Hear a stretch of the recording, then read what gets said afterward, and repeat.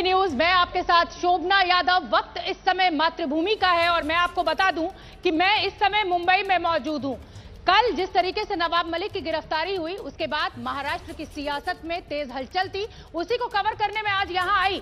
लेकिन आज का सवेरा जो है वो एक बड़ी खबर के साथ हुआ।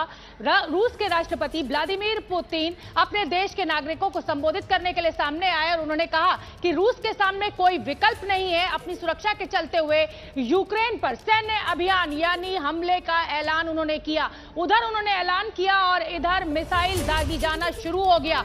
दुनिया जब तक समझ पाती तब तक ये हमला एक विभत्स रूप ले चुका था। जगह जगह गोलाबारी हो रही थी, सायरन बजाए जाने लगा, वहां पर अलर्ट जारी कर दिया गया। यूक्रेन में लोग जो है वो बड़ी संख्या में वहां पर एक्सप्रेसवे पर निकलने लगे अपनी जान बचाने के लिए। अफरा तफरी का माहौल पूरे यूक्रेन में। अमेरिका ने इस हमले को गलत कहा, अनैतिक कहा, अकारण असमय कहा। उधर नेटो ने कहा कि ये अब रूस के खिलाफ जो अंतर्राष्ट्रीय कानून है उसके तहत कार्रवाई होनी चाहिए। संयुक्त राष्ट्र के महासचिव ने मानवता के आधार पर अपने सैनिक वापस बुलाने की अपील रूस से की। और उधर भारत ने यूनाइटेड नेशन सिक्योरिटी काउंसिल में तत्काल तनाव कम करने की जरूरत पर जोर दिया। यूक्रेन कह रहा है कि उसने 5 विमान रूस के गिरा दिए। उधर रूस ये दावा कर रहा है कि बड़ा नुकसान यूक्रेन का किया है, उनके हवाई अड्डों को तहस नहस कर दिया है। हालांकि साथ ही रूस ये भी कह रहा है कि निशाने पर नागरिक नहीं है, यानी यूक्रेन के जो नागरिक इलाके हैं उन पर हम हमला नहीं करेंगे, लेकिन अपनी सुरक्षा के चलते हुए जो उनके सैन्य अड्डे हैं उनको तहस नहस किया जाएगा, ये कह रहा है रूस। तो पूरी दुनिया की तरफ से इस हमले की निंदा की जा रही है। हर तरह से कोशिश की जा रही है कि रूस की सेनाओं को रोका जाए। आज की जो तारीख है, क्या 24 की तारीख जो है वो तीसरे विश्व युद्ध की आहट लेकर आई है? ये सवाल दुनिया के सामने। और क्या होगा इस युद्ध का अंजाम, देखिए हमारी ये खास रिपोर्ट। पुतिन का यूक्रेन पर प्रहार, मिसाइल से मौत बरसाती रूसी सेना का आसमान से अटैक, जमीन से भी शुरू की रूस ने जंग। यूक्रेन का नेवल बेस भी नेस्तनाबूद, तबाही और तबाही। यूक्रेन पर रूस के हमले के हर तरफ से सिर्फ हड़कंप की तस्वीरें सामने आ रही है। एक तरफ रूसी सेना दनाती हुई आगे बढ़ रही है। यूक्रेन के कई शहरों में रूसी सेना के मार्च से महाभारत मची हुई है। रूसी सेना के हमले के बाद लोग जान बचाने के लिए मेट्रो स्टेशन में छिपने पहुंच गए। यहाँ देखिए कैसे गाड़ी के पास बने बंकर में कैसे लोग अपने छोटे छोटे बच्चों को लेकर अंदर जा रहे हैं।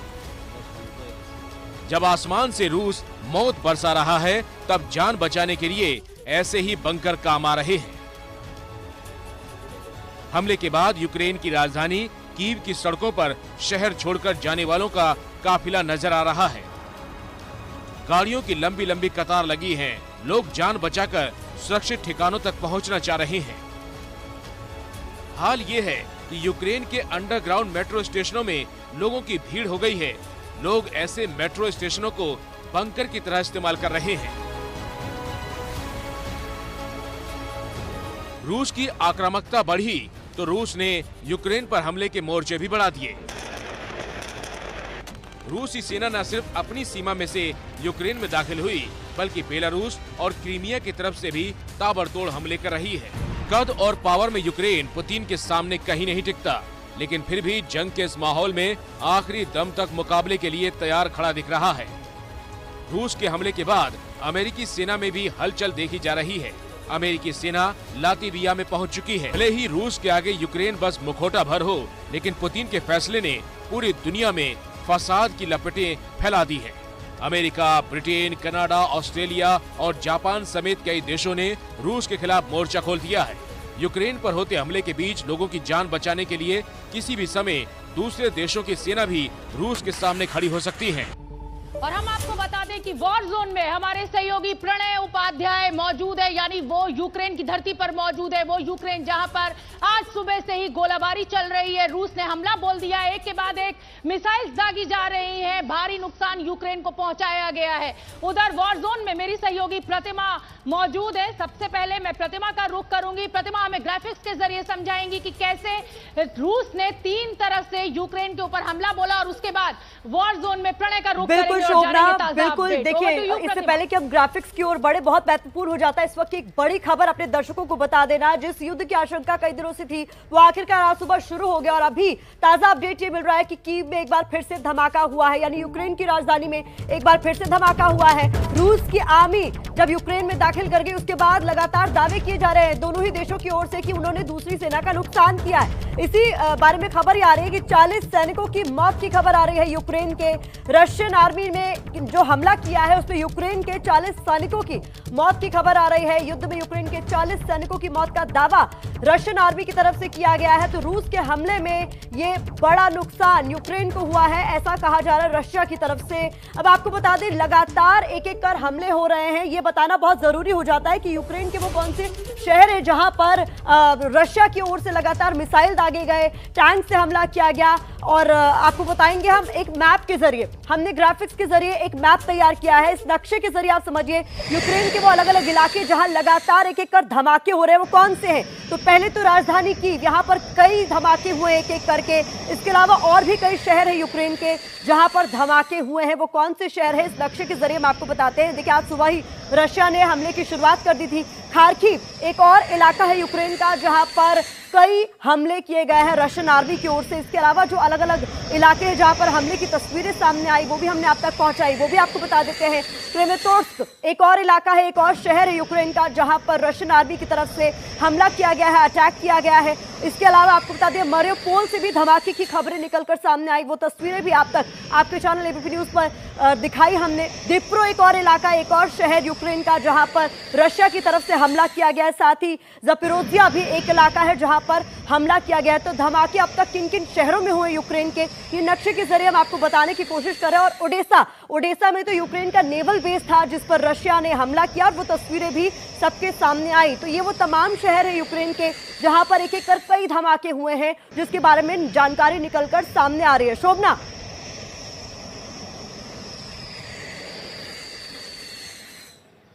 बिल्कुल प्रतिमा, जिस तरीके से जानकारी दी, एक के बाद एक शहर में धमाकों का शोर, अफरा तफरी का माहौल, लोग अपने सामान को, अपनी जिंदगी को एक एक अटैची, एक एक बैग में पैक कर कर अपनी जान बचाने के लिए, भागने के लिए मजबूर। पूरी दुनिया में निंदा की जा रही है इस हमले की और एक तरफ ये कोशिश भी की जा रही है कि किसी भी तरह रूस तैयार हो जाए अपनी सेना को वापस बुलाने के लिए। लेकिन पुतिन का जिद्दी स्वभाव आड़े आ रहा है और ये हमला लगातार आगे बढ़ रहा है। और मैं आपको बता दूं कि इस समय मैं मुंबई में मौजूद हूं क्योंकि कल जिस तरीके से नवाब मलिक की गिरफ्तारी हुई थी मैं उसी को कवर करने आई थी, जो सियासी घमासान यहां मचा। लेकिन दुनिया में आज एक और बड़ा घमासान मचाया रूस ने, जिसने यूक्रेन के ऊपर हमला बोल दिया। और वॉर जोन में मेरे सहयोगी प्रणय उपाध्याय मौजूद है।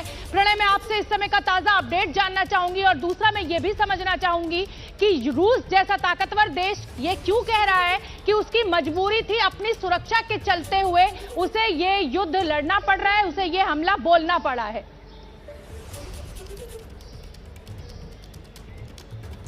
बिल्कुल शोभना, मैं आपको बताऊं कि इस समय जिस जगह मैं खड़ा हुआ हूं ये राजधानी, यूक्रेन की राजधानी कीव का वो इंडिपेंडेंस स्क्वायर, वो मैदान स्क्वायर है जहां से इस पूरे विवाद की शुरुआत हुई थी। दरअसल 2013-2014 के अंदर यूक्रेन यूरोप के साथ जाए या रूस के प्रभाव में रहे, इस मामले को लेकर सरकार पर दबाव था।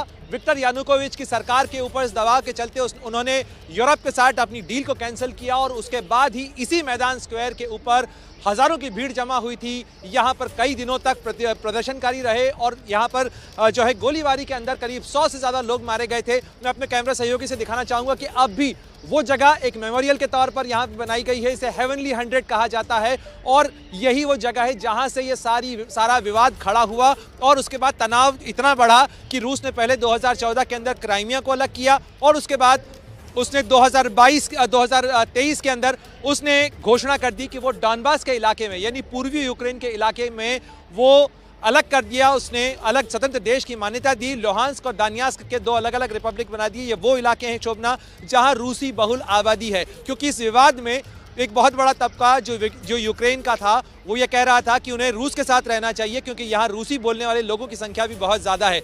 जाहिर तौर पर यह घमासान आगे बढ़ता जा रहा है। रूस लगातार ये कह रहा है कि उसे खतरा इस बात का है कि नाटो कहीं उसके दरवाजे पर ना आ जाए, क्योंकि यूक्रेन नाटो की सदस्यता हासिल करने की कवायद में लगा हुआ है। नाटो से रूस को खतरा है, रूस कतई नहीं चाहता और इसीलिए वो अपने और नाटो के बीच में बफर जोन को बड़ा बनाना चाहता है। इसी कवायद में उसने इन दो तथाकथित रिपब्लिक्स को मान्यता दी। लेकिन अब जो बड़ा मुद्दा है शोभना, वो इस बात का है कि न केवल रूस ने एक तरफा उन्हें मान्यता दी है, बल्कि उसने उनके साथ सैन्य संधि भी साइन की है और उस सैन्य संधि के तहत ही उसने डी यूक्रेनाइजेशन यानी यूक्रेन मुक्त पूर्वी यूक्रेन के हिस्से को बनाने का फैसला किया है। और उसके तहत ही जो रूसी सेनाएं हैं वो इस डॉनबास के इलाके के अंदर मिलिट्री ऑपरेशंस कर रही हैं, यूक्रेन के खिलाफ ऑपरेशंस कर रही हैं। अब से कुछ देर पहले भी यहाँ पर धमाकों की आवाज़ सुनी गई है कीव के अंदर, और लगातार सुबह से जब से हम रिपोर्टिंग कर रहे हैं लगातार कीव में धमाकों की आवाज़ सुनाई दे रही है, रह रह के सायरन बज रहे हैं और लोगों का जहां तक मामला है लोगों की आवाजाही बेहद कम है। हालांकि कुछ लोग अभी भी यहां पर मैदान स्क्वायर हो या आसपास के सबवेज हो, स्टेशंस हो, हालांकि कई सर्विसेज बंद कर दी गई हैं क्योंकि शोभना आपको पता है कुछ घंटे पहले ही यानी कहा जाए आधी रात के बाद ही यूक्रेन ने नेशनल इमरजेंसी की घोषणा कर दी है। यूक्रेन के अंदर इस समय राष्ट्रीय आपातकाल लगाया जा चुका है और स्थिति बेहद तनावपूर्ण और चिंताजनक है क्योंकि रूस की सेना यदि आगे बढ़ती है तो यूक्रेन का वजूद ही खतरे में होगा। जी बिल्कुल प्रणय, आप हमें वहां से ताजा हालात का अपडेट भी दे रहे हैं और साथ ही ये भी बता रहे हैं कि यूक्रेन का अस्तित्व खतरे में आ सकता है अगर इस युद्ध को तत्काल प्रभाव से नहीं रोका गया। रशिया अपनी मनमानी कर रहा है। जानते ही हैं कि रूस ने आज यूक्रेन के ऊपर हमला बोल दिया और इसका सीधा सीधा असर सारी दुनिया के बाजार पर देखने को मिल रहा है। भारतीय बाजार यानी नेशनल स्टॉक एक्सचेंज में 2700 अंकों की गिरावट दर्ज की गई है। मेरे साथ दो मार्केट एक्सपर्ट्स भी मौजूद हैं, उनसे जानेंगे कि गिरावट की वजह तो देखिए हमें पता है। मेरे साथ चेतन धमानी जी मौजूद हैं और सिद्धार्थ कुआंवाला जी हैं। चेतन जी, पहला सवाल आपसे है कि देखिए ये बिल्कुल एक्सपेक्टेड था कि अब ये युद्ध छिड़ा है तो बाजार गिरेगा, लेकिन क्या ये गिरावट जारी रहेगी और अब ये संभलेगा कैसे, क्योंकि ये तो युद्ध तो पता नहीं कब तक चलेगा। जी हाँ, ये युद्ध की शुरुआत है और हिस्ट्री कहती है, चाहे अफगान वॉर था या गल्फ वॉर था या लेमन ब्रदर्स क्राइसिस थी या इतिहास में मार्केट में जितने बड़े फॉल्स आए हैं अभी तक, वो करीब करीब एवरेज 18-20 दिन तो टिका ही है। कोई 40 दिन भी टिका है, कोई 15 दिन हो गए, बट एवरेज गिना जाए तो 20 दिन। तो ये तो शुरुआत है और लगता है मार्केट और भी गिरेगा क्योंकि मार्केट की पूरी ग्लोबल इफेक्ट्स होती है। सप्लाई चेन जो है दुनिया की वो डिस्टर्ब हो जाती है और पूरी एफआईआई ने विड्रॉ कर लिया है पैसे। मेन जो मार्केट गिरा है उसके 2-3 वजह है। एफआईआई ने पैसे पूरे बहुत दिन से निकाल रही है मतलब बिल्कुल चेतन जी, पूरी दुनिया के लिए ही ये बुरी खबर है। जिस तरीके से ये लड़ाई शुरू हो गई है सबको अंदाजा तो था, लेकिन सोचा किसी ने नहीं था। सबने सोचा था कि नहीं शायद रूस हमला नहीं बोलेगा। मेरे साथ सिद्धार्थ कुआंवाला जी भी हैं। सिद्धार्थ जी, देख ही रहे हैं बाजार में गिरावट है, गैस का भंडारण रशिया के पास है, जिस सप्लाई चेन का जिक्र अभी सिद्धार्थ जी ने भी किया। बाजार के लिए ये कितना बड़ा नुकसान है और ये कितने दिनों तक आगे जारी रह सकता है, कैसे संभलेगा? बिल्कुल, जब भी ऑयल ऊपर जाता है खास करके इंडिया को उसका डेफिसिट का सीधा असर पड़ता है। अब ये 100 के ऊपर क्रूड चला गया तो गवर्नमेंट को मैथमेटिक्स मैच करने का बहुत प्रॉब्लम होता है। तो आने वाले दिनों में गवर्नमेंट को प्रायोरिटी पे गैस और ऑयल सेक्टर के लिए कुछ अच्छे अनाउंसमेंट करने चाहिए ताकि अपना निजी उत्पादन बढ़े और हम इंपोर्ट पे हमारा वो जोर कम हो जाए। और ये अभी शुरुआत है, मुझे नहीं लगता कुछ दिन लगेंगे सब संभलने को। और इसमें इंपोर्ट एक्सपोर्ट से लेके ऑयल से लेके बहुत सारी चीज़ों का इम्पैक्ट होता है क्योंकि हम देख रहे हैं कि यूएस, यूके, यूरोप नेशंस काफ़ी सारे सैंक्शंस और दूसरे सारी चीज़ें करना चालू कर दी है। तो आगे अब ये एक शुरुआत है कितने दिन चलेगी मालूम नहीं। बिल्कुल एक वेट एंड वॉच होना चाहिए। बिल्कुल स्विफ्ट जैसे प्रतिबंध की बात लगातार की जा रही है, यूक्रेन मांग कर रहा है। स्विफ्ट में अपने दर्शकों को समझा दूं कि ये ग्लोबल मैसेजिंग सर्विस है जो 200 देशों से ज्यादा देशों की वित्तीय संस्थाएं इस्तेमाल करती हैं और इसलिए ये एक बड़ा प्रतिबंध लग सकता है रूस के ऊपर, जिस तरीके से उसने अंतर्राष्ट्रीय कानून को तोड़ा है, ऐसा यूक्रेन का आरोप है। मैं प्रतिमा का रुख करना चाहूंगी। प्रतिमा के साथ मेहमानों का एक बड़ा पैनल भी मौजूद है। प्रतिमा हमें समझाएंगी कि इस समय का ताजा अपडेट क्या है। प्रतिमा, ओवर टू यू। जी बिल्कुल शोभना, हम ग्राफिक्स के जरिए अपने दर्शकों को समझाने की कोशिश करेंगे कि आखिरकार अब तक रूस और यूक्रेन के बीच जो तनातनी है उसके पीछे का इतिहास क्या है और अब तक इस पूरे मामले में क्या कुछ हुआ है, हमारे दर्शकों के लिए समझना बहुत जरूरी हो जाता है। तो आसान भाषा में ग्राफिक्स के जरिए आपको समझाते हैं कि अब तक इस पूरे मामले पर आखिरकार हुआ क्या है। देखिए, इन दोनों ही देशों के बीच में तनातनी का जो है वो लंबा इतिहास है। 1991 की अगर हम बात करें तो सोवियत संघ से आजाद होकर यूक्रेन एक अलग देश बना था। इसके बाद हम आगे बढ़ते हैं और समझाते हैं आपको कि क्या हुआ। रूस ने क्रीमिया को यूक्रेन का हिस्सा बताया, ये हुआ है साल 1991 में ही। अब 2004 पहुंचिए, रूस समर्थक विक्टर यानुकोविच यूक्रेन के राष्ट्रपति बने, यानी इन्हें रशिया का समर्थन हासिल था, ये बन गए यूक्रेन के राष्ट्रपति। इसके बाद क्या हुआ, 4 साल बाद यानी 2008 में यूक्रेन के नेटो में शामिल होने का रूस ने विरोध शुरू कर दिया। वो नहीं चाहता था कि नेटो का हिस्सा बने यूक्रेन। इसके बाद आगे बढ़ते हुए आपको समझा देते हैं, साल 2010 में रूस समर्थक विक्टर यानुकोविच एक बार फिर से यूक्रेन के राष्ट्रपति बने, यानी दोबारा चुनाव हुआ, दोबारा ये राष्ट्रपति बन गए। लेकिन इसके बाद क्या हुआ ये समझना भी आपके लिए बहुत जरूरी है। 2010 में ही विक्टर यानुकोविच ने भी नेटो में शामिल होने का विरोध किया। वो नहीं चाहते थे कि यूक्रेन नेटो का हिस्सा बने। तो इसको लेकर फिर क्या हुआ,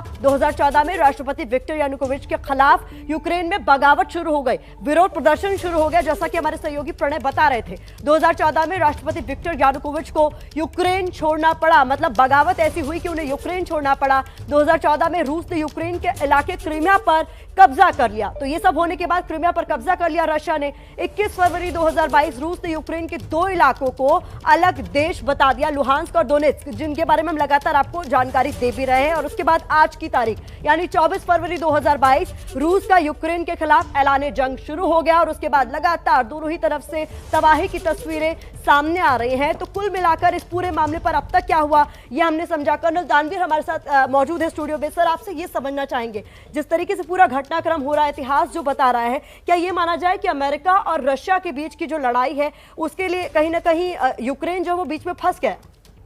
इसमें तो कोई डाउट ही नहीं है। जैसे ये पूरी जो लड़ाई है ये नेटो में शामिल होने ना होने को लेकर है, क्योंकि रशिया जो है काफ़ी थ्रेटन फील करता है अगर यूक्रेन के अंदर कोई नेटो जैसी कोई संस्था आके और वहाँ पर स्टेशन हो।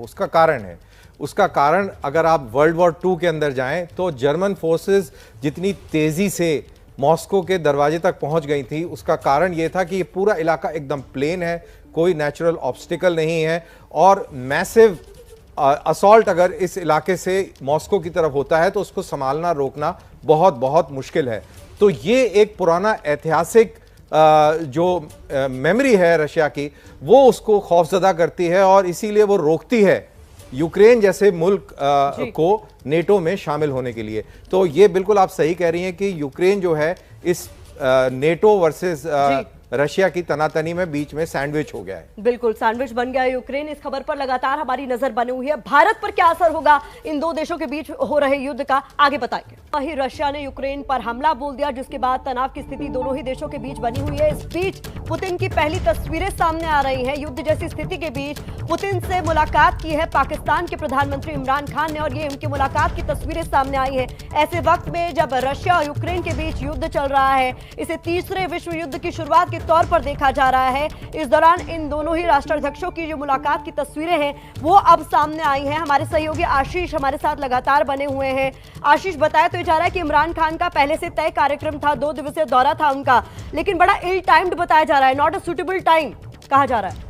जी हाँ, बिल्कुल। ये स्ट्रेंज कोइंसिडेंस है कि उसी वक्त इमरान खान पहुंचे हैं मॉस्को व्लादिमीर पुतिन से मिलने के लिए, जब इतना बड़ा हमला पुतिन ने किया है। और आप देखिए कुछ घंटों पहले चाइना ने जिस तरह से रशियन एक्शन को सपोर्ट किया, उसके बाद इमरान खान का उनसे जाकर के मिलना, बॉडी लैंग्वेज आप देखिए जिस तरह से। बहुत महत्वपूर्ण खबर आ रही है आशीष, माफी के साथ आपको रोकना चाहूंगी। यूक्रेन ने रशिया के 2 सैनिकों को पकड़ने का दावा किया है। ये इस वक्त की महत्वपूर्ण खबर। दोनों ही देशों के बीच लगातार एक दूसरे पर वार पलटवार जारी है। यूक्रेन ने रूस के इस बीच 2 सैनिकों को पकड़ने का दावा भी किया है। इससे पहले रशिया की ओर से दावा किया गया था कि यूक्रेन के 40 सैनिकों को उसने मार गिराया है। इस बीच यूक्रेन की तरफ से यह दावा किया जा रहा है कि उसने रूस के 2 सैनिकों को पकड़ लिया है। ये इस वक्त की महत्वपूर्ण खबर है। आपको बता दें, दोनों ही देशों के बीच महत्वपूर्ण ये घटनाक्रम होता हुआ इस वक्त नेटो की प्रेस कॉन्फ्रेंस हो रही है। सीधे लिए चलते हैं आपको।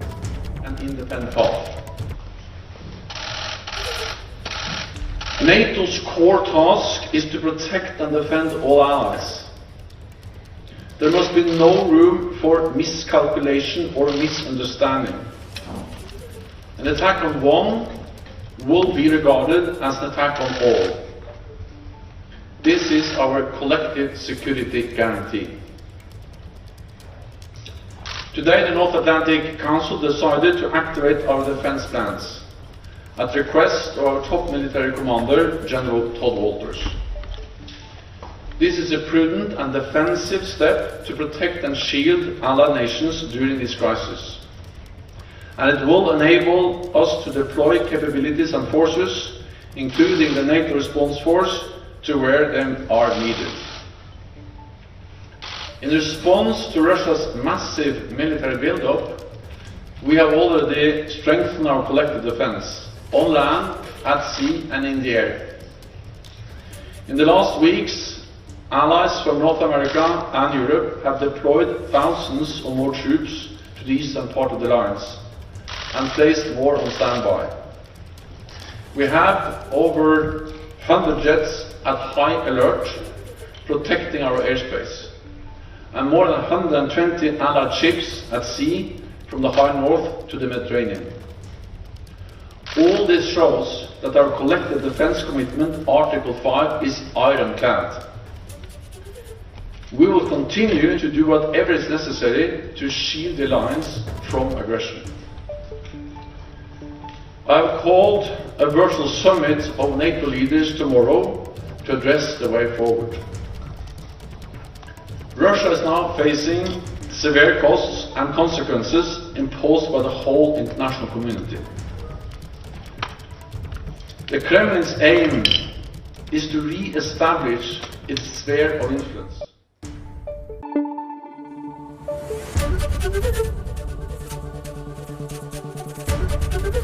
ABP न्यूज आपको रखे आगे।